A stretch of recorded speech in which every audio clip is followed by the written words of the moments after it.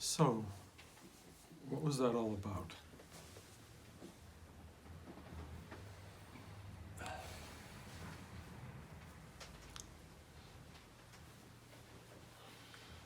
I can tell you with all honesty that I don't know, that I, in a way, don't have a clue, that my mind does not comprehend what we're doing here.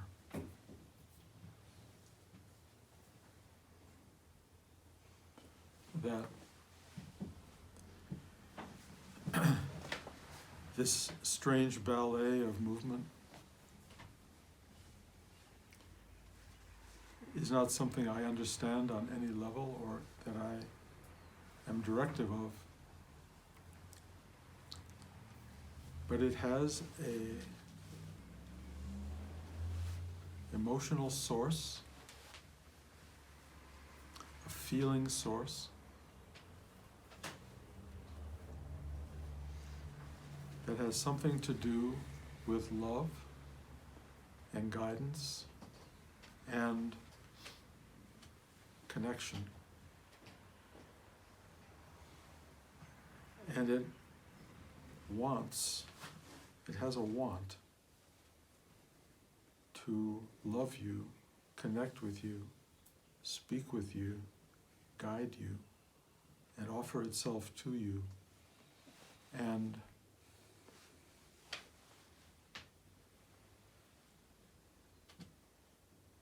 it is very grateful to you for presenting yourself to the possibility of hearing something that makes no sense, of actually paying attention to something that is, as Rudi might have called it, energetic.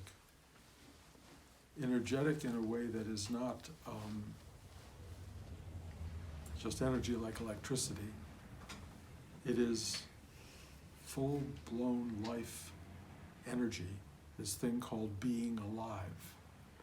And this being alive thing that we are all somehow connected to in ways that we cannot and will not ever understand is so rich in possibilities, so diverse, so vast in its manifestation, that the only way to manipulate ourselves, to walk through the world with any kind of consciousness and clarity, is to attune to this unknowable quality of directiveness.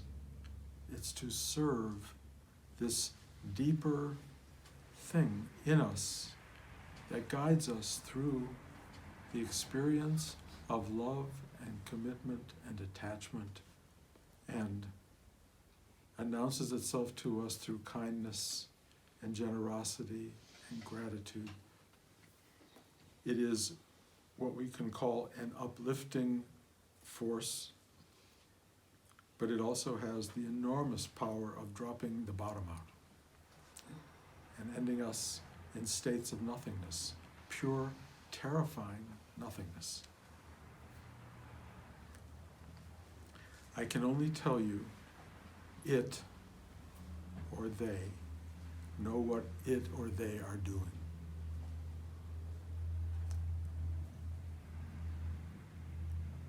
It's a matter of faith and trust that we are engaged in this journey into the unknown, which luckily looks familiar day by day. This thing around us looks very familiar, and we are very comforted by it, mostly. Occasionally challenged by it. It has a kind of capacity for generally slow motion change, occasionally rapid change, which we don't like, but it tends to move in a knowable way, and it is a kind of fascinating, endlessly captivating journey. Again, we call it life. We arrive in it temporarily. We explore it with great fascination and sometimes fear and sometimes hesitation, and then we leave it. Its temporary nature also has within it, because of its temporary nature, an element that we call suffering, partly because we leave it, people we love leave it, things we have go away, things we want to keep cannot be kept. Everything we take as treasurable, lovable, holdable is not ours and will not remain. Suffering. Suffering is the loss of our stuff, things we care about, including things like knowledge, the mind, the mere reality of breathing.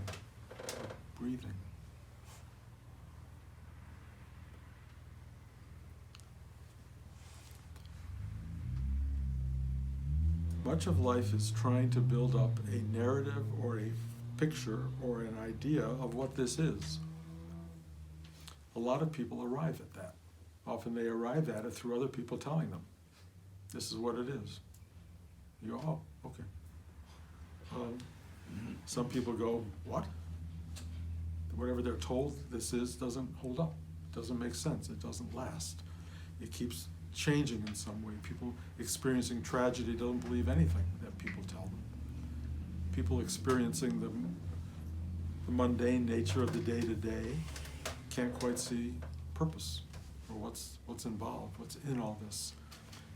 And what I've come to really understand is that we are each on a deeply and profoundly unique path.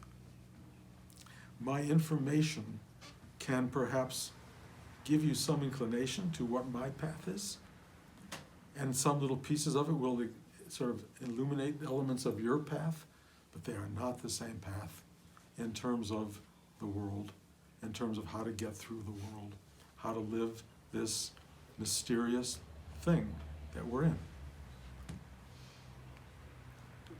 How do we navigate the day by day? Most of us are very focused on our own personal hungers, needs, fears, obsessions, what we want. Most of us sort of want stuff from life itself, like commitment, companionship, love, food, air, not to suffer, warmth, housing, all those things. We all want that. And we're all communal in that regard. But we all want different things out of it. We want it in different ways. And trying to find similarity is kind of what leads us into relationship. When we find people who want sort of the same things we want, we go, oh, okay, be my friend. We'll walk through this life together until they don't want the same thing you want, and you diverge, and there you are back on your own. But the truth is, we are all on our own. That's the big truth. We are really on our own.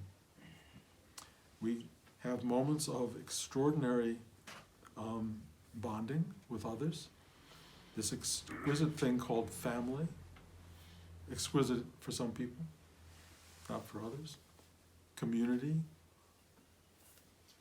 partnership, really, really help us. But they're very temporary, unfortunately, and in the end, it is totally in your hands. This whole journey is in your hands. It's to be understood on your terms. It's to be lived on your terms. It's to be grasped and let go of on your terms. And if you are not owning that responsibility, you will suffer. Because you will be lost. That's the flotsam and jetsam of life, just banging up against the shore, one river bank after another, boom, boom, boom, boom, as you go through life.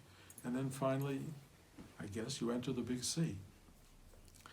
But while we're on that journey, while we're on this journey of life, the thing we need more than anything, more than each other and comfort and compassion and all those wonderful things, we need to know, how do I do this? How do I manage the next step? And this is where I go back to the pattern that I've used now for decades. The navigation system, the directives you need for you specifically are right inside. You were born with them. They will tell you how to live your life, and they will explain life to you on the terms that you alone will understand. You may be able to share it with people through art, through some kind of universal language, music. But knowing what this is and how to move through it, you have to find your directive, your instruction manual. How do I make it through this deeply unknowable, often familiar, often something looking like other people's stuff, but really deeply personally yours? And the only way to do it is to find the way to that spot which is both uniquely yours and ultimately, truly, the universal awareness. And it happens to live inside you. You were born with it. You have it. It's your essence. And the only way to get to it is, one, to try. It begins with sitting still, and then it involves what Rudi called a practice. A practice is sitting still every day, learning how to find my way into this guidance system, if you want to call it that, comfort zone, restorative zone, loving space, basically your heart. It's not limited to going in the heart. It's got all these other entry points that are very valuable. Again, I reference them almost every week. But the heart chakra is the doorway. And it's the old adage, I speak it regularly, and I'm not alone: seek and ye shall find, knock and it shall be opened unto you, ask and you shall receive. This is that space. If you practice, which means not once a month or once a year or on your deathbed, but you really sit there and you make this effort to go in here, it is rewarded by something wonderful saying, hi, waiting for you, come on in, come on in. It's so familiar, it's your own voice. Whose else would it be?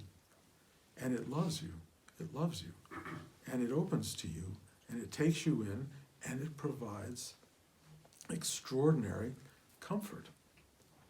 And it also kind of tells you what to do and how to do it at any given moment, almost second by second. Those of you who sit in this class and watch what's becoming more and more extreme, which is these sort of bodily movements of my hands, mudra work as it's really referred to, I think, in Buddhist circles, my hands are following this strange, bizarre directive. It is completely directed inside.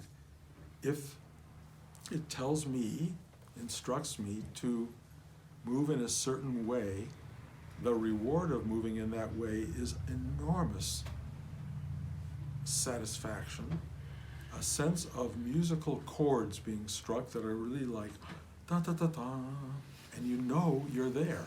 And when you work with another person, it tells you how to enter into their still point, how to find the problem area of another person, because this is energetic, and fix it. It's the strangest thing I have ever witnessed, and I have never watched myself doing it, but I know I am following second to second to second a directive. Because I'm following this directive, I know that it is available not only to me, but to each of you. And this directive is second by second. It's telling you all the time, this way, put the milk away, pick up a piece of paper up, kiss your cousin, call someone. It's a constant, it's a directive that is so simple and wise. Write that email. Don't write that email. Take a nap. Don't eat 3 ice cream cones. It has real wisdom, and it's so smart. And the thing that's so powerful is that it always knows the right thing. if you are not at war with this, if you are not in a battle zone, if you are not trying to do it on your own, forget all that, just live your life, okay. But you will find, once you enter into this inner space, that you have a friend, if you will, that happens to be you, but it's your friend. And it's there to make it work and to get you down the road and to prepare you for the massive end point of this journey, which is learning to let go of everything. And those of you who don't learn how to let go of everything, according to Buddhist tradition, will get a chance to come back and learn it again. You will have a life upon life upon life of learning how to listen to this simple, quiet, knowing voice. It may not explain the universe to you because their brain cannot hold that knowledge, but it will tell you, do this, do that, be a nice person, love someone, open your heart, kiss them goodnight.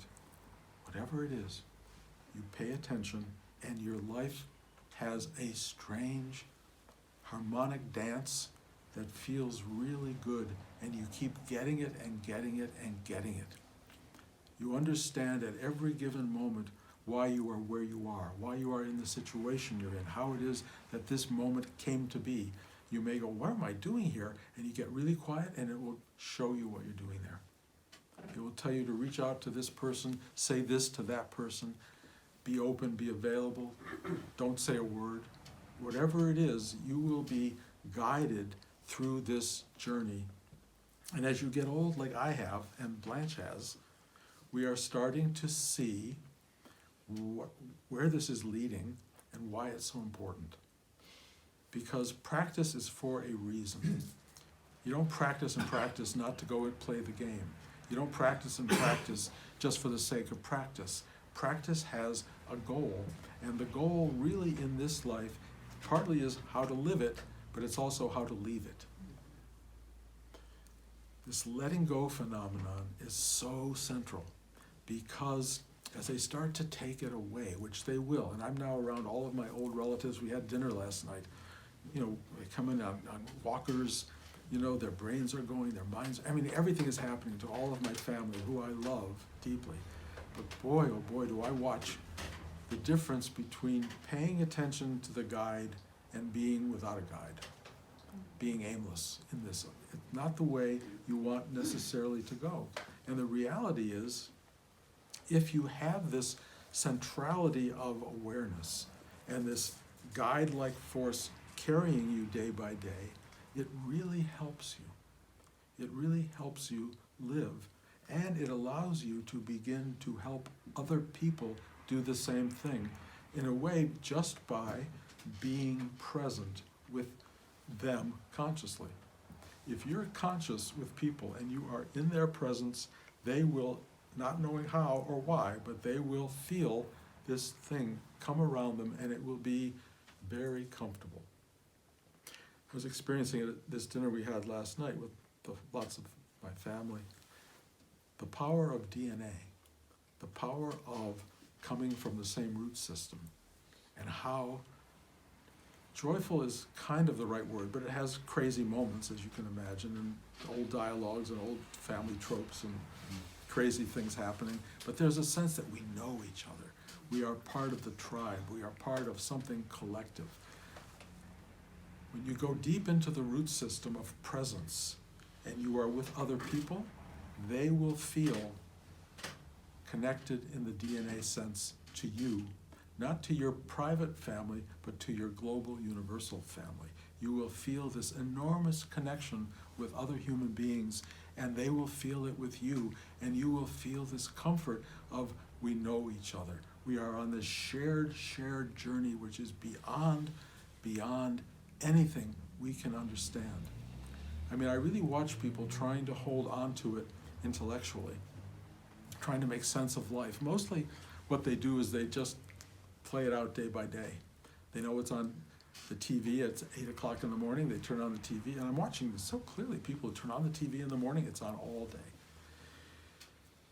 people who are distracted through the whole day, who have no moment of reflection, no moment of caring about what this is. It's like this is what it is. Well, that's not really true. I mean, this is what it is, but oh my God, this is unnameable, God-filled, God-created existence. It is so massive, so wondrous, so purposeful, so beyond our capacity for understanding and meaning, and yet so alive in the simplest sense that right here something goes, it's okay, it's okay. And you just journey through this vastness. And I cannot tell you how big that vastness is. Some of you know, some of you don't know, but it's a little bit, I keep thinking sunrise, sunset, sunrise, sunset. Sunrise, sunset is fine if you're on the earth. If you're not on the earth, sunrise, sunset is like a meaningless idea. The sun doesn't come up and it doesn't go down. You are in a permanent state of something else. Maybe over there's a little sunset, sunrise, sunset, sunrise. But when you're expanding your awareness and your consciousness, you no longer live totally on the planet. You are experiencing otherness, biggerness. You're experiencing billions of sunrises and sunsets and darkness beyond belief. And I have to add, because I'm going through a very bizarre time, there are moments where the bottom totally drops out and nothing but fear and panic and terror are there. Nothing. And I will tell you, if you ever want a reason to do this work and to have this practice, it's so that as you're falling through time and space and meaninglessness and powerlessness and the fear of crashing, and you go, thy will be done, suddenly nothing is rushing past you, you are floating. And the panic goes away. You have this central place in you that is, even when you're in your worst of worst moments, available. Sometimes it says, just wait. It doesn't deliver instantly. And you have to walk through the valley of the shadow of death. And Rudi said, you've all heard this, I think, yea, though I walk through the valley of the shadow of death, I will fear no evil, even though I'll be shitting in my pants every step of the way. That is how it works. And you have to be willing to take shits along the way. And you have to be willing to go, I don't have a clue, I don't know how it's done. And you have to keep moving until suddenly the wave action of time and space and being and non-being and whatever is out there realigns, and there you are. And not only are you there, you're there having just survived the worst calamity imaginable, and that's powerful. Knowing that there is this endless redemptive you, this being, this place of being that will always, always be present. And it takes trust and faith and the experience of going through loss to come back over and over again to this DNA of collective knowing that we're okay, that we are this family of something. I say all this because we're surrounded by a world clearly about to go through massive change and transformation. And my relatives yesterday are all talking about me as the voice of death and doom. And I may well be that on some level. And I will cop to that idea that I definitely have seen death at the core of this experience from day one, since I was a kid. And I have somehow said to myself, I hope this is true, that it's by knowing death is there that life becomes real and meaningful. Maybe a cop-out, but I definitely feel that. I was reminded last night that when Y2K was coming, I was researching this movie. I had been researching this movie, A Deep Impact, about the end of the world. And one of the people I had hired as a guide to a person who was a really brilliant thinker about future, called me up sometime later and said, forget comets destroying the world, it's going to be Y2K. And I bought into it completely.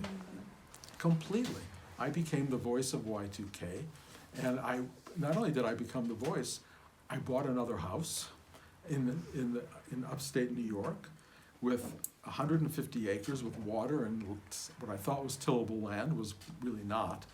But it was a place, and on New Year's Eve of 2000, we gathered 30 of our best friends and relatives of the time who were willing to be there, and we all slept in this really nice house that we bought. And in the morning we woke up and nothing happened. Except I had the most beautiful house. I was surrounded by 30 people that I loved deeply. I thought that I had found heaven, and the Y2K and the pursuit of the fear of death had brought me into a deeper form of life. I don't know if that's a good metaphor or not, but I do know we're living in a what feels like a dark time. Maybe it will turn into brilliance and light and it will be wonderful. But we are going to be surrounded by a lot of anxiety and a lot of people around us who are not sure how to move forward and who have not found any kind of guidance system, who turn on the TV for guidance, who go to their friends for guidance, and nobody's giving them the right answers. Each of you is qualified to find this simple space in yourself and use it to help you and anyone and everyone around you.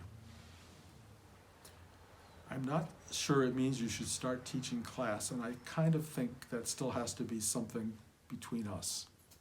But you can become a voice of calm, serene, open, honest exchange with other people. You don't have to pretend that you're fine and that the world's situation isn't somehow closing in on you, but you can find your way through it in a way that will, I think, inspire and help other people in their journey. And we will all rise together through this community of knowing something, maybe not knowing what it is, but knowing something that assures you that you can make the next step and the next step. And when the bottom drops out and you feel terror and panic, hang in there, because the new ground arises. It really does, over and over. I guess you need enough times for it to drop away for you to discover and trust it will come back. But in my experience so far, it keeps coming back. I don't want to tell you this journey is a journey of pure sweetness and joy and light. I do not know what to make of people who teach endless bliss. I think it's a great line. And if you find somebody who can literally give that to you, I think I say this every week, go to that person. Go to people who can give it to you. But I don't think anyone gives you anything. I think it's already there. You can find it in yourself. I don't know about endless exactly, but I know it's retrievable. I know that it appears when you need it. How this will all play out in the end, we'll find out, each one of us, how we go on this journey. It's a singular journey, so we can connect once in a while together in a group and share this, but mostly we're on our own. Do the work, do the practice, relate to this energy inside yourself. Find this doorway that opens and takes you in and tells you you're okay. You're okay. It's like family, it's DNA. It loves, loves, loves you. It truly does. So, I'm getting to be, I think, horribly repetitive in everything I'm saying. And I, if you all think you have it and you get it, there's no reason to have to drive all the way to Pasadena or fly to New York or go anywhere. But the nice thing about satsang, about people coming together in this particular affirmation of human existence, if you're still looking for that, and I am, then we should gather. We should just gather and share this, because I don't know where else it's happening as consciously as it happens here. There are churches and synagogues and temples and mosques where people get together. I remember vividly going to those things and everyone was saying, oh, look what she's wearing. Oh, look, that's a beautiful dress. And I would walk away with a fashion show, and it did not take care of my inner need.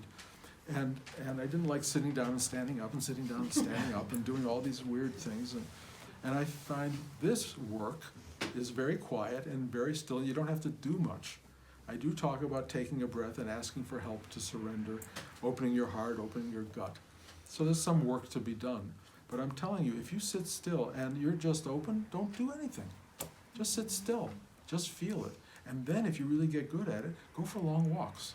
And you will feel this thing happening. Get in the car and drive. Go to a party and just talk to people. Sit back, watch TV and feel this thing alive. It doesn't have to shut off just because you're watching TV.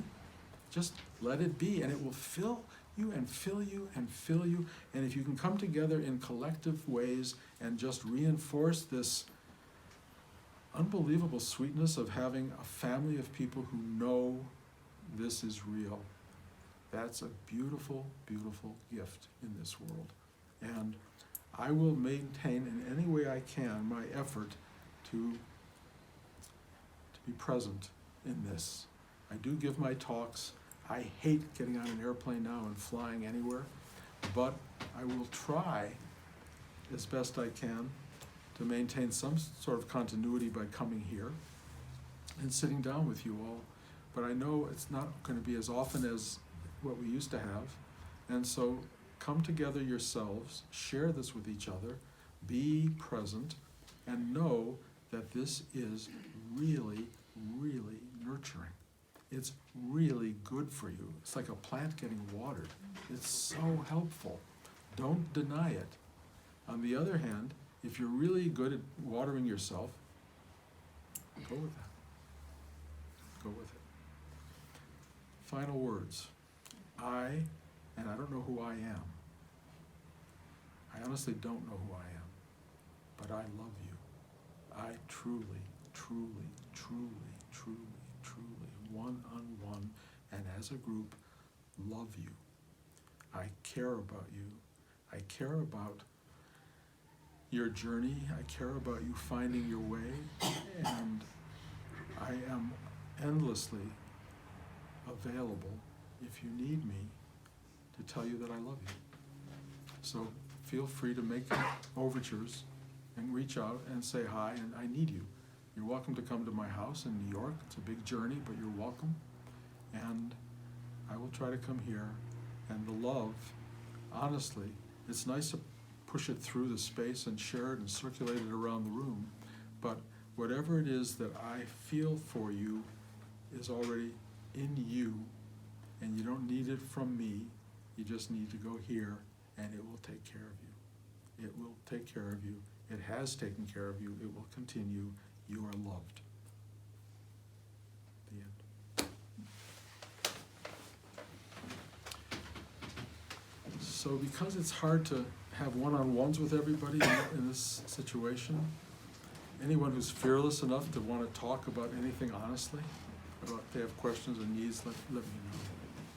Yeah, I have a question. It might be appropriate to share it with the group in case somebody else is going through the same thing. I still have attachments to things that are gone. But beyond that, I have attachments to the things that I didn't do that I should have, and to the things that I did that I shouldn't have. And I keep trying, do I shove them under the rug? Do I simply have the discipline to not bite the hook? Because that's a bright and shiny hook, and it takes me right back to Catholic guilt and examining your conscience and all that childhood conditioning. This practice is the way out of that. It is really the way out of it.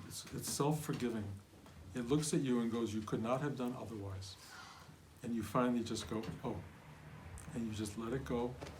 You can reinforce it if you want, but look at the thing that's trying to do that. It's mental, it's mind. I mean, there is a sort of a war zone, unfortunately, in the human condition, and it has to do between the heart and the mind, and we've always heard about that. The mind is this computerized thought thing that basically helps guide us through the complexities of the world. It is not the best guide. The best guide is this, really.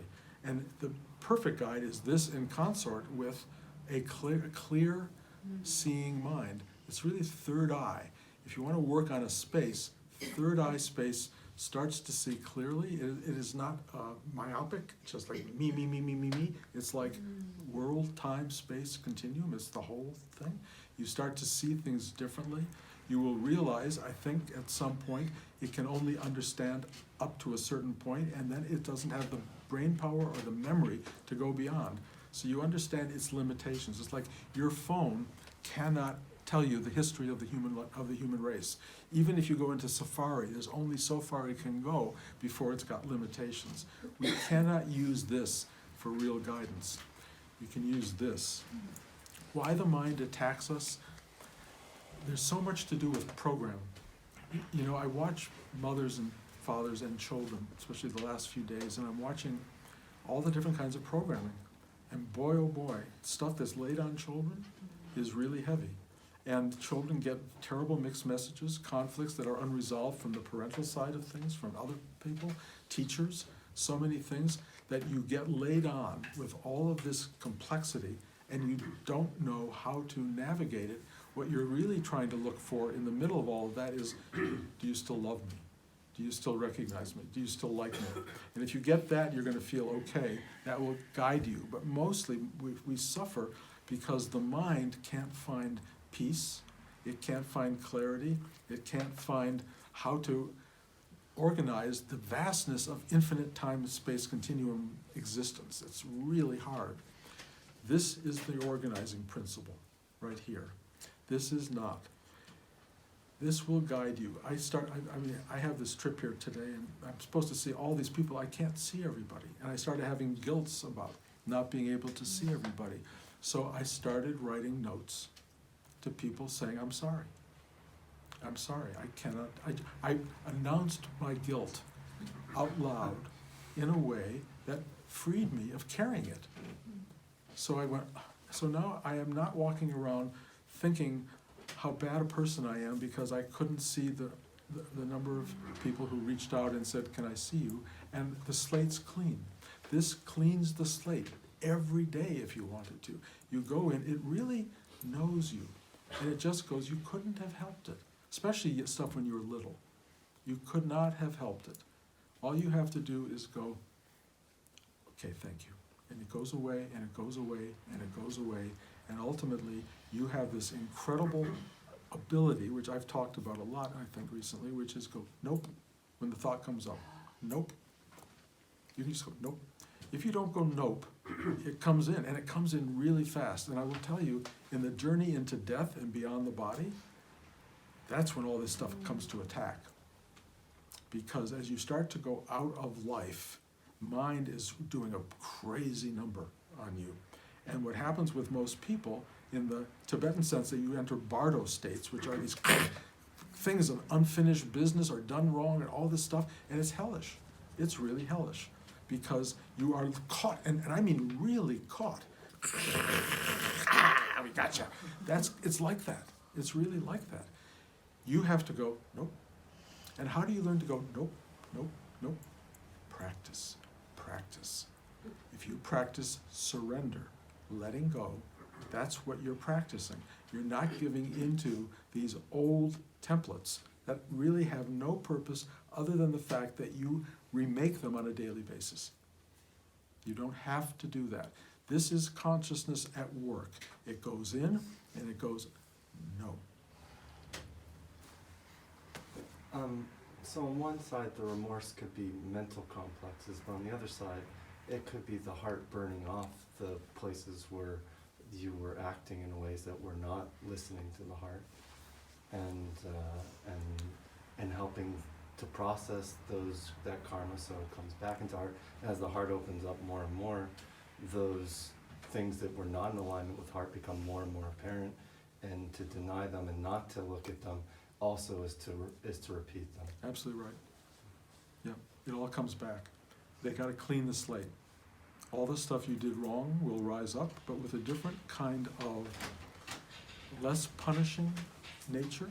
It will show itself to you. If you want to be punished, you can go into punishment mode, or you can just go, okay, and then you do this thing, which is it's an internal dance where you kind of accept it, you burn with it, because you do burn, and you go, okay, you pay a price, it's redemptive, and it releases itself, and you're freed from it. But it doesn't just disappear like nothing. It's not like it doesn't have consequence. You know, if you did really dastardly things in life, you're gonna have to burn through all of what that means in the course of that life, or many lives perhaps, because some of that stuff is so wedded in and so dense and so dark, and it really is painful. And the problem, of course, for most people is they're so afraid of it that they build life upon life to avoid the thing they did 20 lifetimes ago, and then it's worse and worse. We are very complicated characters, but the possibility of sitting down in this lifetime with this technique, and plus there must be a million other techniques, but I've been having to work with this one for this amount of time. Rudi, whose samadhi was just 2 days ago, who's passing from the world, remains an absolute constant with me in my heart. And he taught me how to do this, and I share it because it seems so worth sharing. It's the work of undoing all the done stuff over the course of lifetimes, if that's how it works. I don't guarantee that's how it works, but it feels like it probably does. You have to go in and do this work, and it's hard and it's painful, but if you don't get the strength and the courage to burn consciously, you're not going to do it. Burning consciously, here, I'm going through a period of real burning, and I have to tell you, it is not fun. It is the most uncomfortable thing I have ever gone through, but nothing in me is saying no. I get it. I'm at the end of my life. They are taking what I call the shadowy stuff, and they are, but to burn the shadowy stuff, it doesn't stay in the shadow. It gets really light, and you go, oh my God, that's me. That's part of it. It's really humiliating. On the other hand, they burn it, and it's like fire, and it's unpleasant, and it is burned. And then there you are. And you go, oh, and you feel what I call a little bit lighter, because you're not holding for that weight. And that little bit of light can be called enlightenment, but it feels like a release, and you feel more whole. If we are on this journey to absolute, whatever it is, awareness and upliftment, you gotta drop the weight.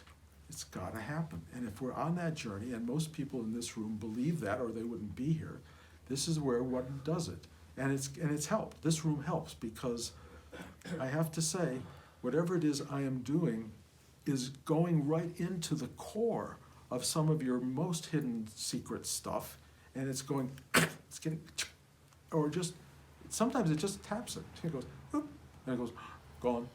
But it's been held in place for so long, and this, I don't know where this technique comes from, and it looks weird to me, but I have absolutely no right to say no to it. So I'm just doing it.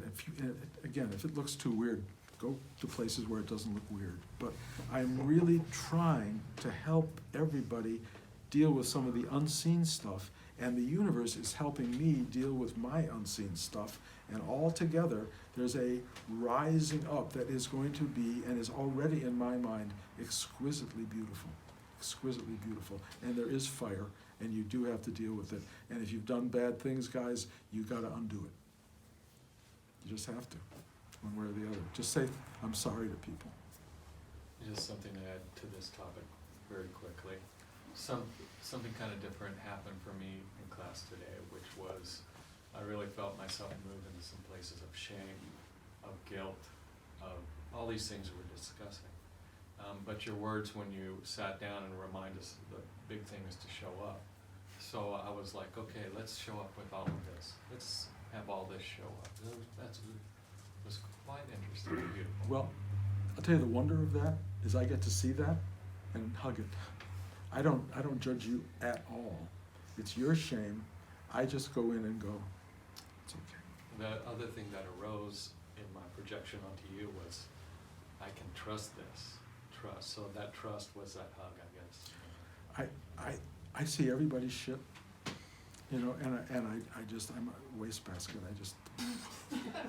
I don't judge it for anything. It doesn't smell terrible, and if it does, it doesn't matter. It just keeps processing.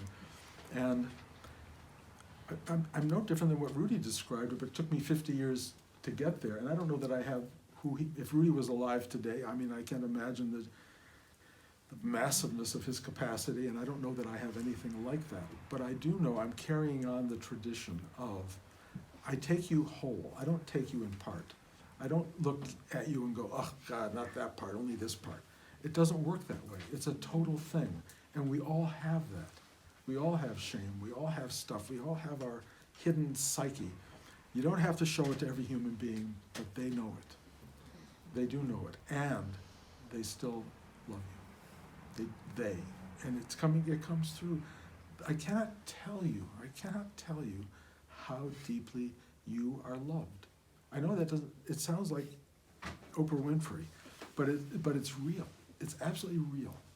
We are all individually profoundly loved, and if you are not in alignment with that love, that's the work. I would love you to love yourselves as deeply as you are already being loved. Open to that. It will change your personality. You won't know yourself in the same terms. I'm getting old, so my memory's going. It's really failing. I can't remember names. I can't remember places. I wake up in the middle of the night in New York and I go, I have no idea where I am. Not a clue. If it wasn't for the familiarity of the bed and my wife and the dresser, you know, I no longer have rootedness. I've described this before. Sorry I keep repeating myself, I think, but at the end of 2001, the guy, the Keir Dullea character's on Jupiter, and he's in a room, and he's just there, and he's just going to die in that room, and you just watch him get older and die in that space. And I feel like I've now found my house, which is Jupiter, and I'm going to be there until it all just disintegrates away. But I watch it happen, and I feel the huge cosmic, spiritual, godlike forces working. They're so powerful, and they're not personal to me. That nobody here in this room, nobody in this room is less available to that energy, less loved, less massive in their capacity. I am just like Rudi was. I'm a kid from Detroit, with no promise of any particular kind, who was given a very big life, primarily because I paid attention to this thing. I took chances, I took risks. I moved away from the hearth, the home. I moved into the world and basically took God's hands, or God took my hands, and we went together on this bizarre journey all the way around the world, from all these teachers, the LSD, into the infinite realms of God knows what, and back again, and then coming back and being told, tell people what you saw, and being given opportunities to speak to the world in movies and things like that. I go, what is this? But the only thing that happens, because they're taking all of that away, I don't have a reference point to myself as having any past history. All I have is, I sit down here and I feel whole, and I feel lucky that I get to be with myself, expressed in this exquisite congregation of beings. I don't know if any of you get that, but the wonder of it is so great, because I see a lot of other lives that don't go in that direction, and it's only because people are not listening to themselves. They're listening to the wrong voices, which is okay, but it just means, that in Red Hook, I teach behind the wheel of birth and death, the Tibetan wheel of birth and death. That's where most people live. Heavens, hells, animal life, insect life, joy, terror, around and around and around. Well, according to the Tibetans, and according to my own experience, there is a way off, but it's not off exactly. It's, what does it matter? It's all what it is. It's all what it is. It's like not being in reaction to it. It's in service of something massive. I don't know that there's an off button. I think it may be an endless on button. But if you are really surrendered and there's no you fighting it or resisting it or getting angry or wishing it was otherwise, if you're totally in the flow of it, go for it. Thank you, Bruce.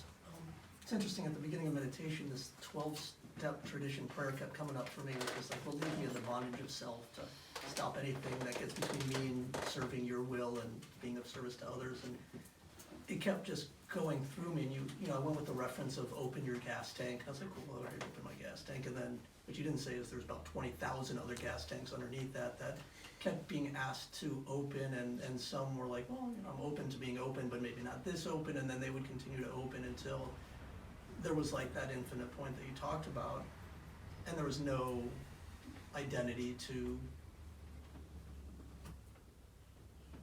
have that other than an experience, I guess, without words. But then at some point there was this pinwheel, I suppose, of color that I felt like I was, but I wasn't moving, and you became the wind, the source of the wind that started spinning it, and I got to experience it both as the observer and the pinwheel, and that's when the tears just started coming. And I guess for me, the classes is just that. It reminds me of that inner wind, and so I'm grateful for you.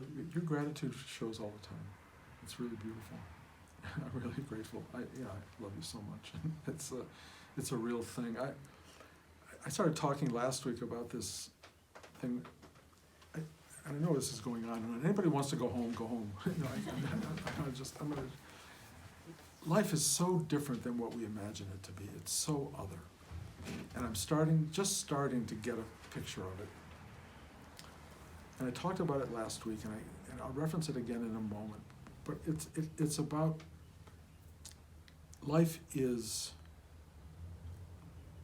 moments emerging with profound depth that are woven together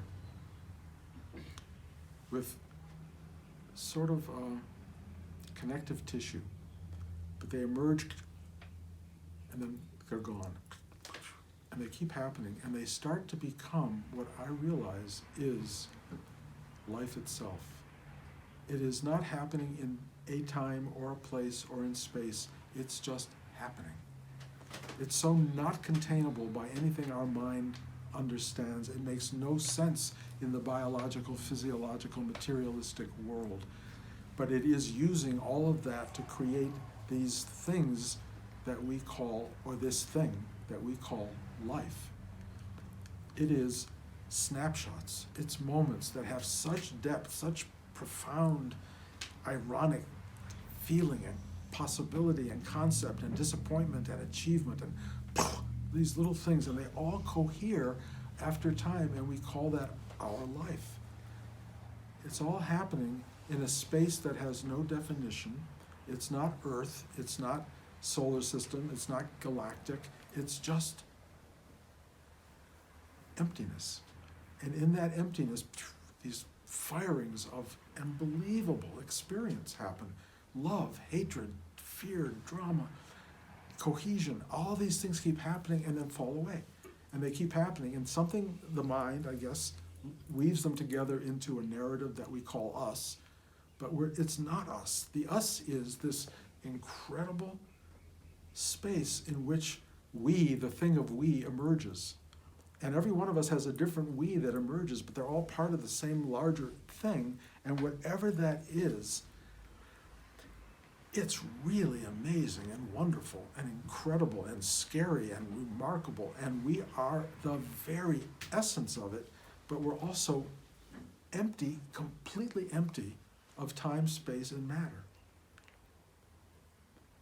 It creates almost within a second brick and mantle and things, and they all have these incredible histories that they come into being both in time and in space, and then also just in that moment. Just in that moment.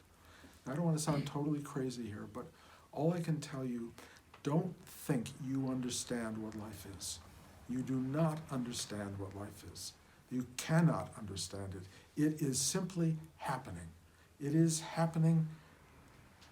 How and why, I don't know. And you are the space, the witness, the knower, that which is, and you are that which is happening and that which will never happen and that which might have happened. You are all of this and everything beyond that, and you are empty as can be, and at the source is something, maybe if it's not total nothingness, it's love. That's it. Love, truth, beauty. That's you, that's who you are. That's the totality. And to get to that point of knowing that, and not that you'll know it, but you will know it. It's like, there's almost nothing to say, although I wish I would stop talking. It's just for you to try to know this practice is worth it, and that's all, that's it. Again, I'll answer more questions if you want, but I think, I don't know what more to say. Okay? If you need to talk to me privately, please do. Thank you for coming. Really grateful.